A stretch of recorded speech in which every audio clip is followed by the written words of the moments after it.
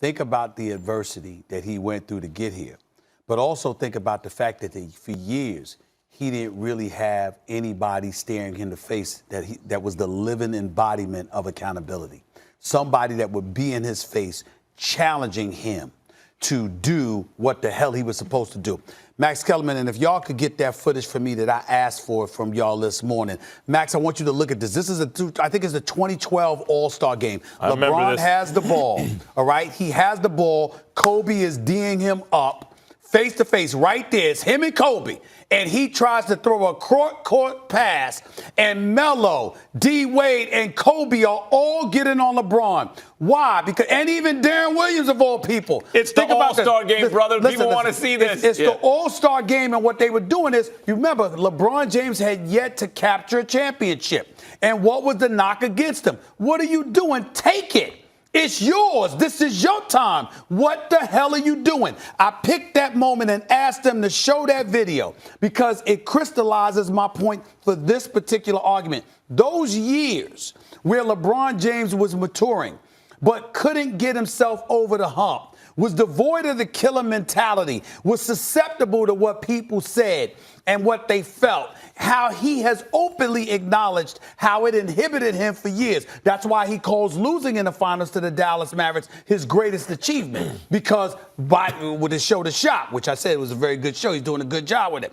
The point is, he was saying it was his greatest achievement. Why? Because when he lost, that's when his whole mentality changed. He hunkered down. Pat Riley, D-Wade, everybody, they got on him. He had to ultimately embrace who he is, but also embrace the fact that you got to step up and embrace the challenge and take what is rightfully yours. If he were playing alongside Kobe Bryant, he'd have never had to go through that for that long period of time, because Kobe would have been in his behind from day one, demanding that greatness shined. It would have shined considerably earlier, and we might be actually having valid comparisons to MJ. Well argued. But you're wrong. I'm not. You are. Now, for the sake of argument here, what does LeBron really mean when he tweets that out? Well, Kobe and LeBron were both in some area that you can still call their primes. You could say it was a little post-Kobe's prime and a little pre-LeBron prime when they were both two of the best players in the game. Let's say LeBron had been on the Lakers then. Phil Jackson is still a coach in the league. Whether or not in that year he's coaching the Lakers, let's say Phil Jackson's their coach. That's a realistic scenario where they could have played together and under those circumstances. That was also a league before the three-point revolution, really, before D'Antoni's system kind of seeped into all coaching systems and totally changed the game, the Warriors dynasty, etc. Now, you mean to tell me LeBron benefits more from that pairing than Kobe? Think about this for a second. Phil Jackson coaching Kobe and LeBron. You know what he has there? He has a slightly toned down Michael Jordan and a super duper Scottie Pippen. They would have never lost. Kobe Bryant isn't considered the best in the best ever because obviously MJ and him played the same position, and we're going to think MJ first. And I get that. But it's not like you look at LeBron James because LeBron James is playing the same position and has the same responsibilities as Kobe. We look at LeBron James as the greatest small forward who ever lived, the physicality that he brings to the game, him being 6'9", 260, chiseled brick house, can handle the ball, a magic kind of player in terms of pass first, all of this other stuff, even though he has an obligation to score. People look at him differently. One of the biggest reasons that LeBron James is compared to Michael Jordan is because LeBron James came into the NBA giving everybody indications he was coming for Jordan. Brother. So the reason why those are the reasons why those comparisons, because if you look at Kobe's game, his game mirrored MJ more than LeBron's ever did. It's just that LeBron announced to the world he was coming for MJ, and that's why everybody looked for those comparisons. If you think of what MJ and Pippen did with Phil Jackson, which is go 6 for 6, now take just a little bit of air out of MJ, just a little bit, and stop, plug it up, right? And do this to Pippen. Turn him into super Pippen. Again, you think they're losing? You're looking at it wrong. You know why you're looking at it wrong? Because neither Kobe nor LeBron played defense better than MJ and Pippen. Neither of them. They would be slightly lesser defensively and even better offensively. And on the whole, a LeBron Kobe pairing in their primes would have been even better than MJ and Pippen. Well, again, you're wrong and you're misinformed. Why? Because you're not bringing into consideration the game that they played compared to the game that MJ and Pippen had to play. Talk about the culture, how far more physical it was back in the day. Let's say, what would MJ... Making it even easier for Kobe and LeBron. But what would MJ and Pippen have done in this era in terms of how soft it is? Killed it. But so Kobe... And again, their defense is elite. Here's the difference. Their defense is elite. Here's the difference. Pippen is not on anyone's list of top 10 players who ever lived. When the Lakers lost the championship, beat the Lakers for the championship. Mm-hmm. What happened in that series? Who beat the The Bulls beat the Lakers in the championship, the first finals. Mm-hmm. You remember how Pippen was picking Magic? Hurt. Forget all that. Pippen picked up Magic. Mm-hmm. And so if you guarded Magic, who's usually 6'9" and looking over defenders. You think LeBron wouldn't have guarded Magic? No. What I'm saying to you is that, but LeBron has never been a defender. Pippen is. You do know that. Oh, well, Pippen is It's not even close. Pippen is a much more consistent defender. I'll say this. Not only that, he's somebody that embraces playing defense. No doubt. I wouldn't compare LeBron over the course of a season to Pippen as a defensive player. I will say this, in terms of versatility as a defender, LeBron is more like Dennis Rodman. LeBron, at his best defensively, could legitimately, capably guard all 5 positions. That's not. LeBron at his best is an all-time great defender. Once again, that's why you shouldn't be talking basketball, because you're bringing up what he could do. I'm bringing up what he has done. There's been plenty of times. I will never question the ability of LeBron James. There's nothing he can't do. He has shown a willingness religiously throughout the years not to accept elite defensive assignments. If you don't mind. First off, what went into tonight? The most points you ever scored against the Cavs. You got to see your mom. You told Trudell after the game. You were watching Tom Brady's performance on Sunday. Was there any extra motivation coming into this one and it manifested itself on the court? Home cooking. You get an opportunity to see your mom and get a home cooked meal. Saw my uncle. Just felt good to be back in my in my haven, my rest haven, and that's being home. So, and also, obviously, you get inspired watching the greats play and, seeing Brady, see the things that he did with that team. That inspired me as well, but I just felt pretty good. I mean, as I have the whole season, I've been getting better and better as each game goes on, and felt good from the beginning and just trying to keep it going. And quick follow, Senator Rob Portman in your home state of Ohio announced he's going to retire in 2022, and there's some calls for you to step into the void there. What do you think about that? And would there ever be a political future for you? No, I haven't thought about that at all. Still got a job to do here and playing a game at a high level and to continue to see what I can continue to do at this, this beautiful game of basketball. I owe it to the game. It's given so much to me, so I owe it to the game. But I haven't even thought about, political stance or being in an office and things of that nature on that side. That's definitely not in my thinking right now. Dan? Senator, I have a question. How fulfilling is it to come back to Cleveland and obviously play the game you had, but to do it, by showcasing the evolution of your game, right?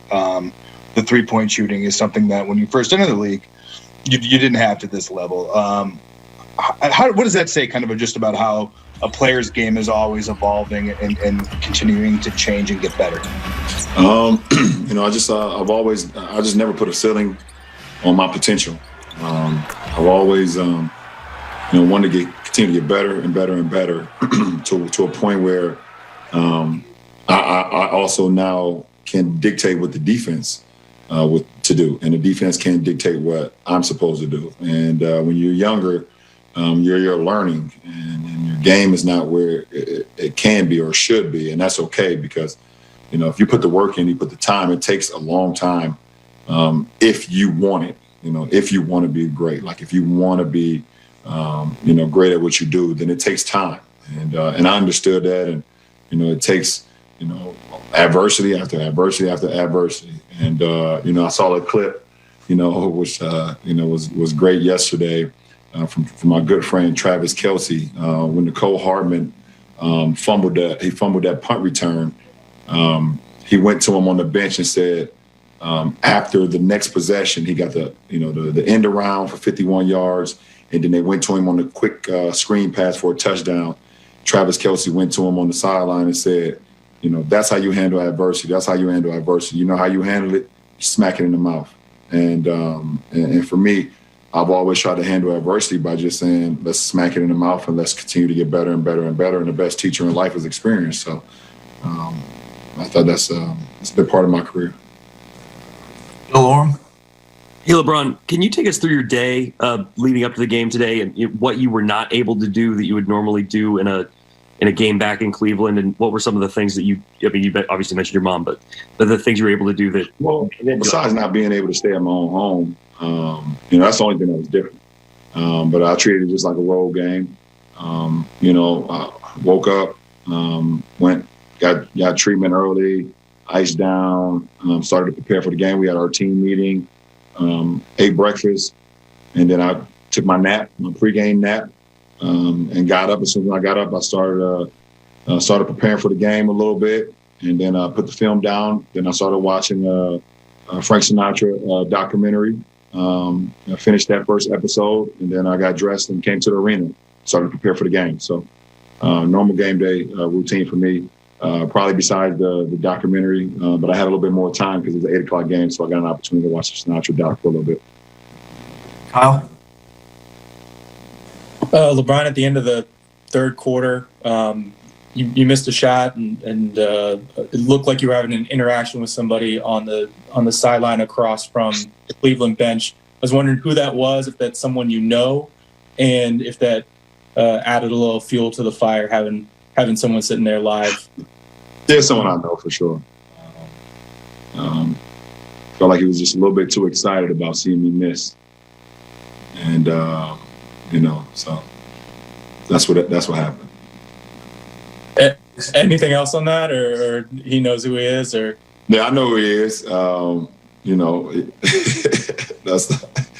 He's part of the front office group. But he was really excited about me missing, that shot a little bit more extra than I would have liked. But, he got a root for his team, obviously. And he was, he showcased that. So, I knew I had another quarter.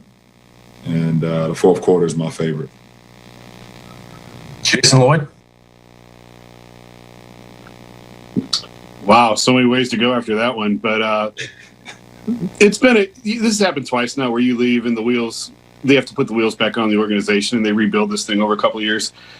Do you pay closer attention to them than you do any of the other teams just because it's hometown? Or are they just 1-29 aside on the nights when you're not playing them? Do you watch them at all during the season? Yeah, I still watch them because I still got a couple of teammates on the team. And then like a little brother of mine is on the team as well, and Darius Garland. Obviously, Kev is still here. Jetty is one of my. Obviously, you guys know my relationship with Jetty. I love that kid so much. I got an opportunity to play with Larry Jr. as well.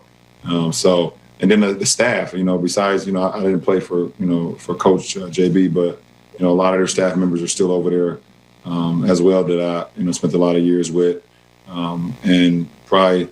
I call him the greatest equipment guy in the world. Mark Cashman, a.k.a. Cobra. He's phenomenal. Love that guy. I do play, I always pay close attention to what's going on.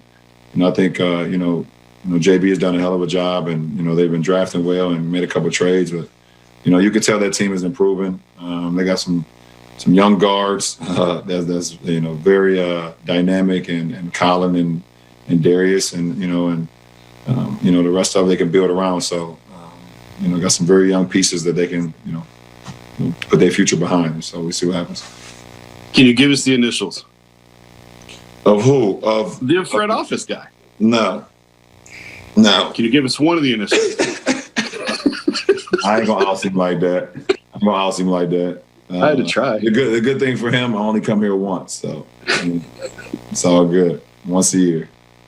Thanks. Let's go to Marla Ridenour. LeBron, sorry that for a non-basketball question, but I just want to ask you about the Tangier project. And is this just one step in the vision? I mean, are there still, is there more to come? Well, I mean, obviously this is a huge project for us. And us taking this building over, such a prestige building, such a monumental building in our hometown of Akron, Ohio. First of all, we even thank everyone that's been a part of this, of allowing us to take that over and do what we want to do to it. But it's just about continuing to change lives and empower families and empower kids and give them the support system that they once believed that wasn't there. So for us to be able to take over this building and we're going to outfit it with so many different avenues for us to continue to build our families, continue to build our legacy through our kids and through our families. And this is just another step in the right direction. And there will be more to come, but we want to make sure we get this right, as we've done some things, that we have right now. We want to continue to build off of this and then go from there. Did it hurt a little bit that you couldn't stop by there? Big time. Absolutely. I miss my kids. Last two, Chris Fedor. Hey, LeBron. Good to see you again. Obviously, you've done the homecoming, the return thing, but when you come back to Cleveland at this point in your career, do you still get those added emotions because of everything that goes into it? Oh, absolutely. I mean, I've been in the league 18 years, and I spent 11 years out of that here. 7 and then 4. And to know what happened before I got here in 2003, to see the franchise and to see, the type of conditions it was in, for us to just build and build and build and build and build all the way to 2016 till we was able to deliver a championship to this city, to this franchise. And it's something I will always, remember. It's a lot of things that you're going to forget throughout your life. Because of old age, or, the moment wasn't as great, or, you've had so many other great moments.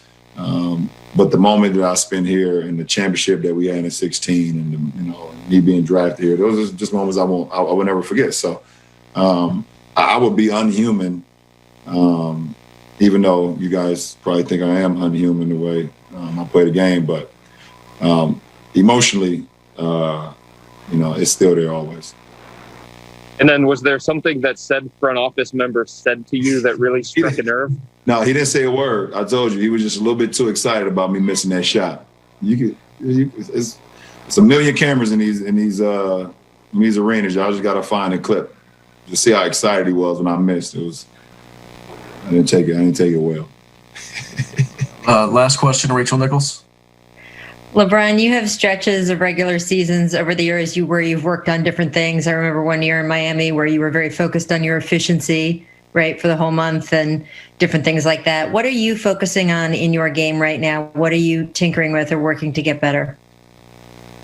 Right now it's all about rhythm and continue to work on my conditioning. Obviously, after the short off season, I didn't get an opportunity to really dive into the lab like I've grown accustomed to over my career. I can break down a lot of film and then break down areas where I know I need to get better at. I didn't have much time, obviously, because of the quick restart. I didn't have much time to do that. So, working myself back into to rhythm, working myself back into, the best condition I can be in for long haul is what I'm really thinking about right now. And also just keeping my mind sharp. It's very challenging, when you do what we did in the bubble and then, come right back to it, 61 or 71 days later, 71 days, I think it was something like that. It was just, you didn't even get an opportunity to kind of like let your mind I couldn't even just like relax or just let my mind just go elsewhere. In the back of my mind, once they set that date for December 1st, my mind was already had to think about basketball. So, just keeping my mind sharp. That's the most important. That's the most important right now. Getting some great sleep, fueling my body with the right nutrition and things of that nature, and then just keeping my mind sharp. What are some things you can do for that to keep your mind sharp in the way that you're talking about? I can't tell all my secrets.